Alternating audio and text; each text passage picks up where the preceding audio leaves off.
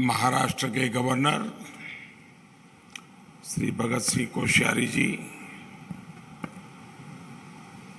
श्रीमान देवेंद्र फडणवीस जी, श्रीमान Subhash Desai ji, East University के founder president professor S B. Majumdar ji, principal director doctor Vidya A. Rautkekar ji, सभी फैकल्टी मेंबर्स, विशिष्ट अतिथिगण और मेरे युवा साथियों,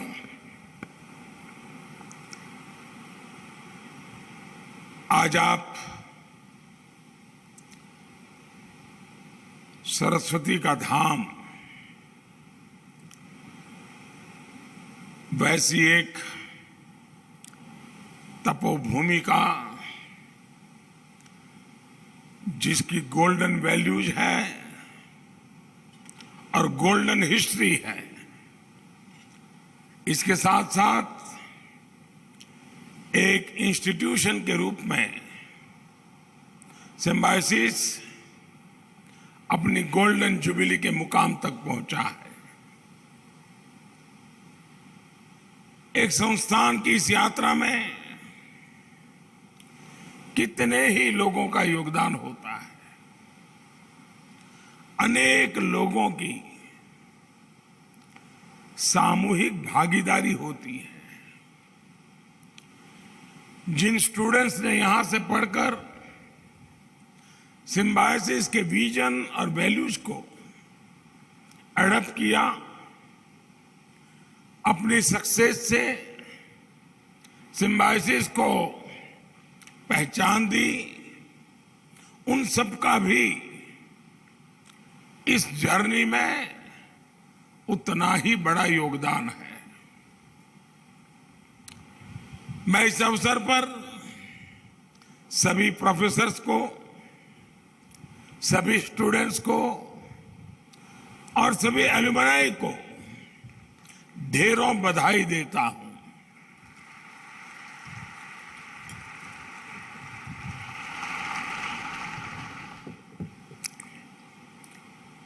मुझे इसी गोल्डन मोमेंट पर आरोग्य धाम कॉम्प्लेक्स के लोकार्पण का अवसर भी मिला है। मैं इस नई शुरुआत के लिए पूरी सिम्बायोसिस फैमिली को अनेक अनेक शुभकामनाएं देता हूं। मेरे युवा साथियों, आप एक ऐसे इंस्टीट्यूट का हिस्सा हैं जो वसुधैव कुटुंबकम के भारत के मूल विचार पर निर्मित है। मुझे ये भी बताया गया है कि सिम्बायोसिस ऐसी यूनिवर्सिटी है जहां वसुधैव कुटुंबकम पर अलग से कोर्स भी है। ज्ञान का व्यापक प्रसार हो, ज्ञान पूरे विश्व को एक परिवार के रूप में जोड़ने का माध्यम बने, यह हमारी परंपरा है, यह हमारी संस्कृति है, यह हमारे संस्कार है। मुझे खुशी है कि ये परंपरा हमारे देश में आज भी जीवंत है। मुझे बताया गया है कि अकेले सिम्बायोसिस में ही दुनिया के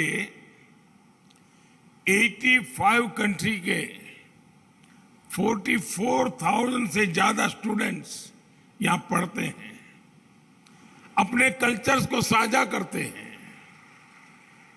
यानी भारत की प्राचीन विरासत आधुनिक अवतार में आज भी आगे बढ़ रही है। साथियों, आज इस संस्थान के छात्र उस जनरेशन को रिप्रेजेंट कर रहे हैं जिसके सामने इन्फिनिट अपॉर्चुनिटीज है। आज हमारा ये देश दुनिया की सबसे बड़ी इकोनॉमीज में से शामिल है। दुनिया का तीसरा सबसे बड़ा हब स्टार्टअप इकोसिस्टम आज हमारे देश में है।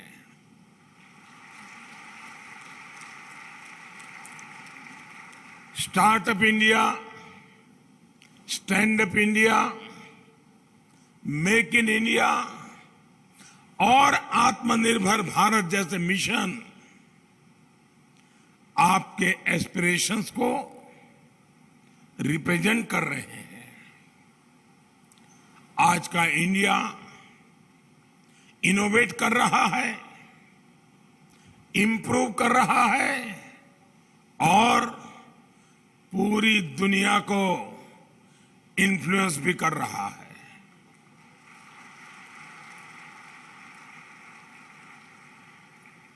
आप पुणे में रहने वाले लोग तो और अच्छी तरह जानते हैं कि कोरोना वैक्सीन को लेकर भारत ने किस तरह पूरी दुनिया के सामने अपना सामर्थ्य दिखाया है।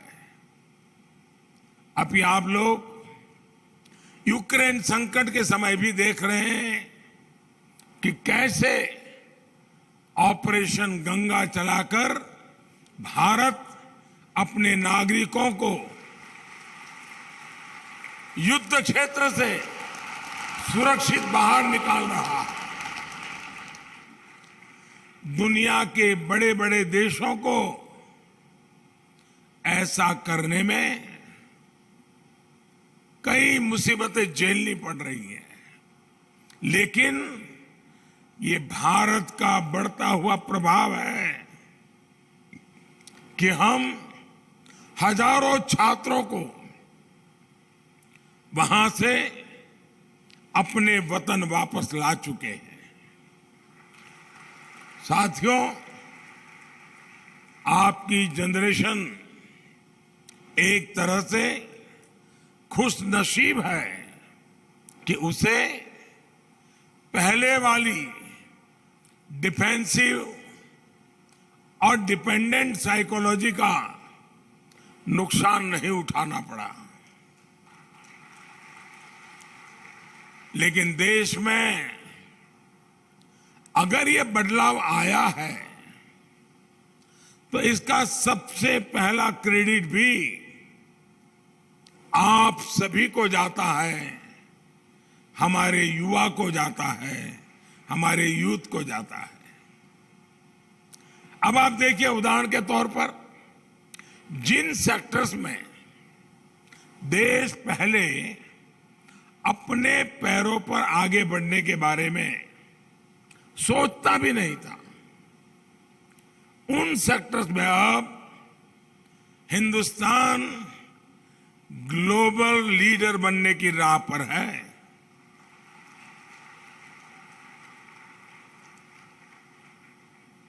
मोबाइल मैन्युफैक्चरिंग का एग्जाम्पल हमारे सामने है। कुछ साल पहले तक हमारे लिए मोबाइल मैन्युफैक्चरिंग और ऐसे ही न जाने कितने इलेक्ट्रॉनिक्स का एक ही मतलब था, इंपोर्ट करो, दुनिया में चच्चे हैं कहीं से ले आओ। डिफेंस सेक्टर में हम दशकों से ये मानकर चल रहे थे कि जो दूसरे देश हमें देंगे हम उसी के भरोसे कुछ कर सकते हैं। लेकिन आज स्थिति भी बदली है, परिस्थिति भी बदले हुए है। मोबाइल मैन्युफैक्चरिंग में भारत दुनिया का दूसरा सबसे बड़ा देश बनकर के उभरा है।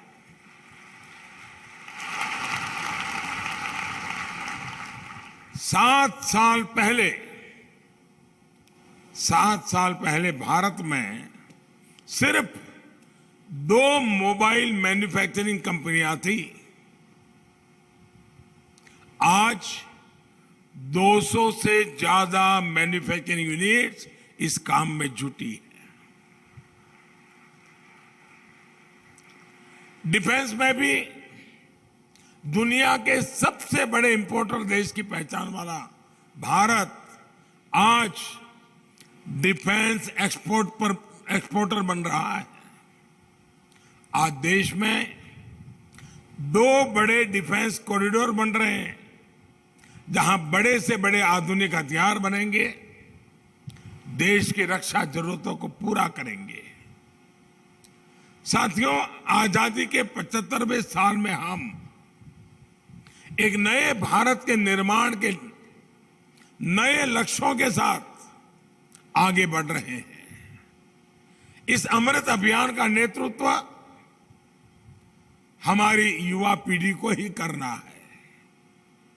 आज सॉफ्टवेयर इंडस्ट्री से लेकर हेल्थ सेक्टर तक, एआई और एआर से लेकर ऑटोमोबाइल और ईवी तक, क्वांटम कंप्यूटिंग से लेकर मशीन लर्निंग तक, हर फील्ड में नए मौके बन रहे हैं। देश में जियो स्पेशल सिस्टम्स, ड्रोन से लेकर के सेमीकंडक्टर और स्पेस टेक्नोलॉजी तक लगातार रिफॉर्म्स हो रहे हैं। ये रिफॉर्म्स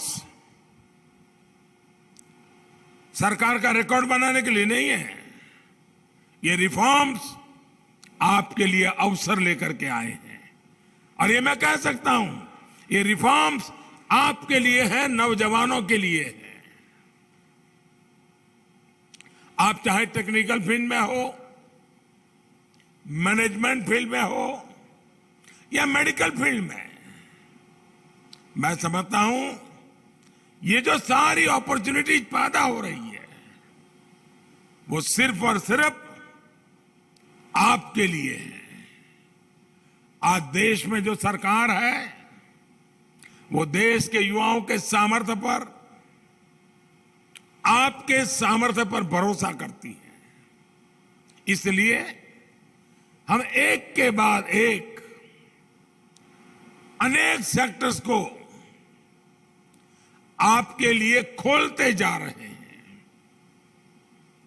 इन अवसरों का खूब फायदा आप उठाइए, इंतजार मत कीजिए।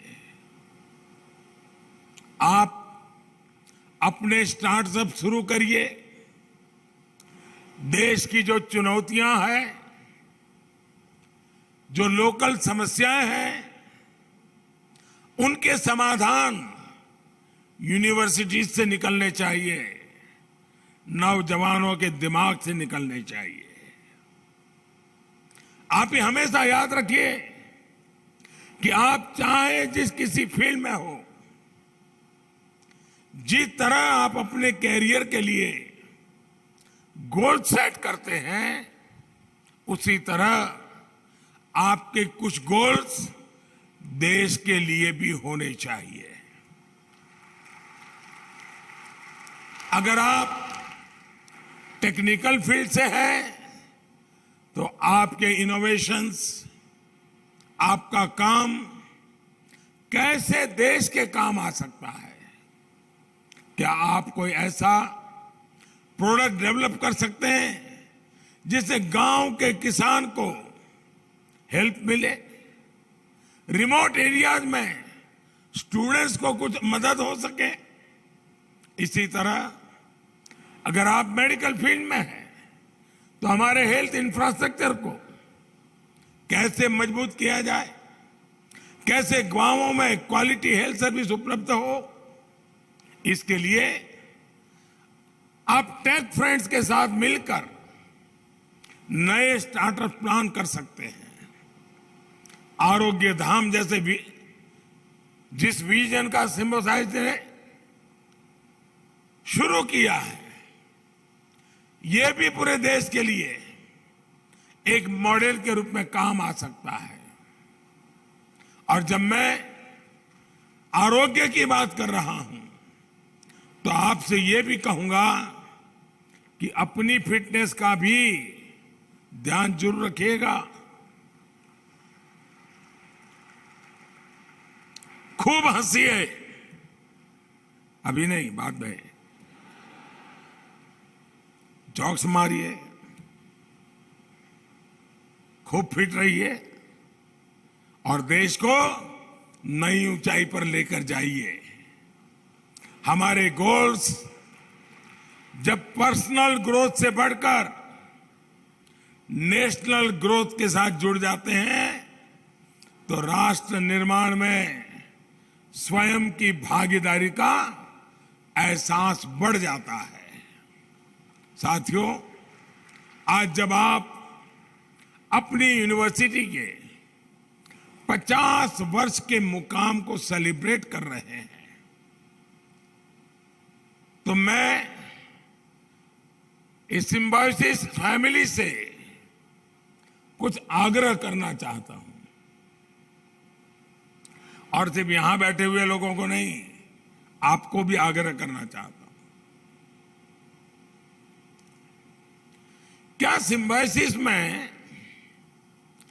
हम एक परंपरा विकसित कर सकते हैं क्या कि हर वर्ष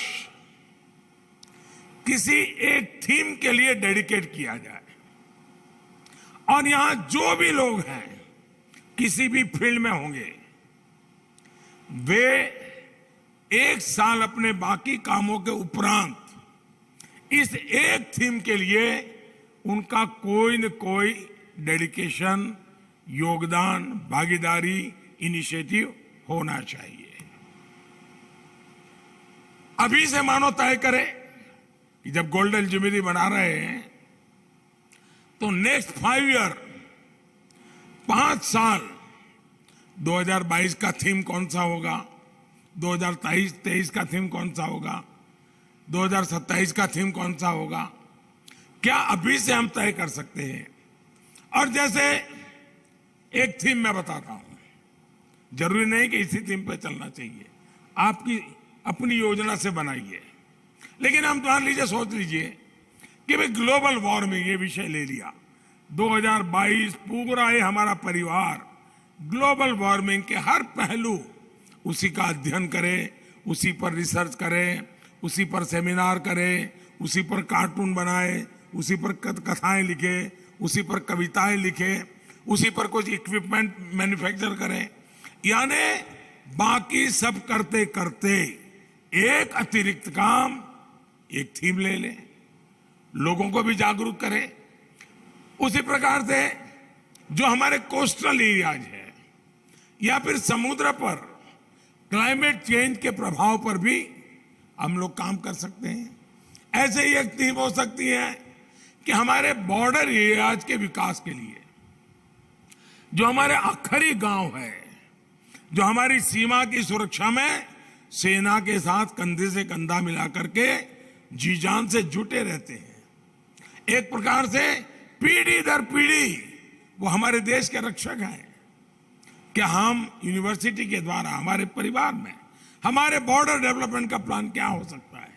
इसके लिए यूनिवर्सिटी के स्टूडेंट्स उस इलाके का टूर करें, वहां के लोगों की दिक्कतें समझे, फिर यहां आकर के बैठ करके चर्चा करें, समाधान खोज के निकालें। आपकी यूनिवर्सिटी एक भारत श्रेष्ठ भारत की भावना को मजबूत करने के लिए वसुधैव कुटुंबकम भी, उस सपना भी साकार तब होता है जब एक भारत श्रेष्ठ भारत का सपना साकार होता है।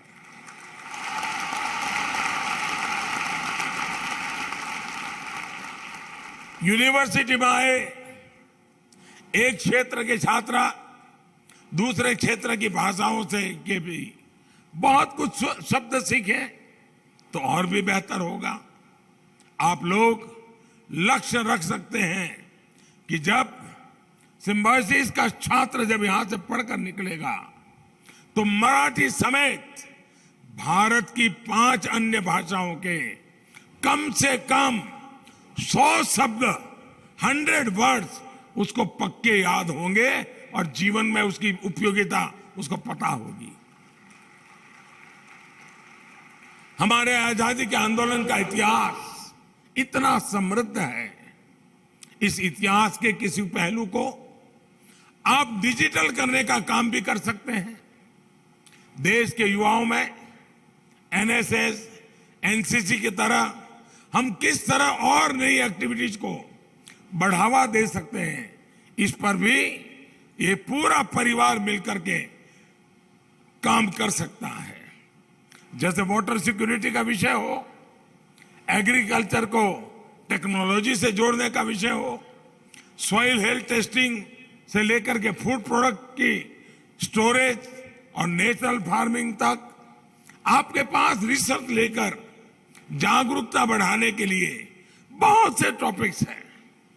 ये टॉपिक क्या होंगे, इसका निर्णय मैं आप पर छोड़ता हूं, लेकिन ये जरूर कहूंगा कि देश की आवश्यकताओं को, देश की समस्याओं के समाधान को आप अपने उन विषयों को चुनिए, ताकि हम सारे नौजवान, सारे यंग माइंड मिलकर के, इतनी बड़ा इंफ्रास्ट्रक्चर है, व्यवस्थाएं हैं, हम कुछ न कुछ सॉल्यूशन दे देश को। और मैं आपको निमंत्रण दे रहा हूं कि आप अपने सुझावों और अनुभवों को सरकार से भी साझा करिएगा। इन थीम्स पर काम करने के बाद आप अपनी रिसर्च, आपके रिजल्ट, आपके आइडियाज, आपके सुझाव प्रधानमंत्री कार्यालय को भी भेज सकते हैं। मुझे विश्वास है कि जब यहां के प्रोफेसर्स, यहां की फैकल्टी, यहां के छात्र मिलकर इस अभियान का हिस्सा बनेंगे तो बहुत अद्भुत नतीजे निकलेंगे। आप कल्पना कीजिए, आज आप 50 साल मना रहे हैं, जब 75 साल मनाएंगे और 25 साल में देश के लिए 25 थीम पर 50-50 हजार माइंडों ने काम किया हो, कितना बड़ा संपुट आप देश को देंगे। और मैं समझता हूं इसका बहुत बड़ा फायदा सिम्बायोसिस स्टूडेंट्स को ही होगा। आखिर में मैं सिम्बायोसिस के स्टूडेंट्स को एक और बात कहना चाहता हूं।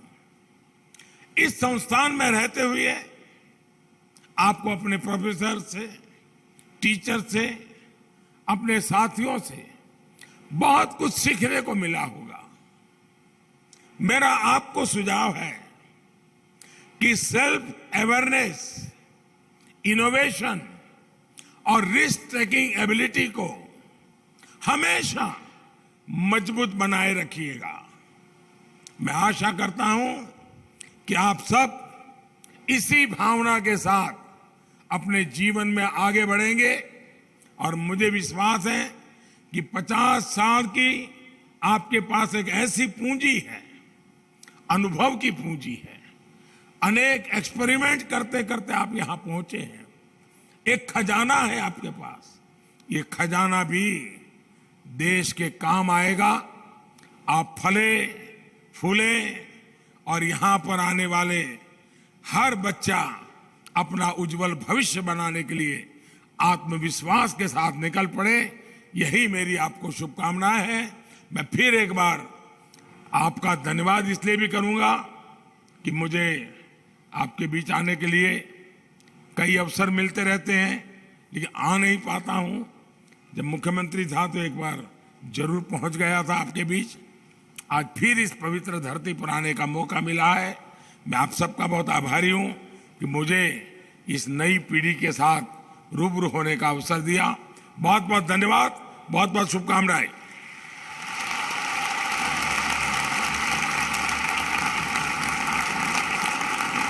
माननीय प्रधानमंत्री जी का धन्यवाद। सर, आपकी ऊर्जा सिम्बायोसिस को और अधिक मेहनत करने के लिए निश्चित रूप से प्रेरित करेगी।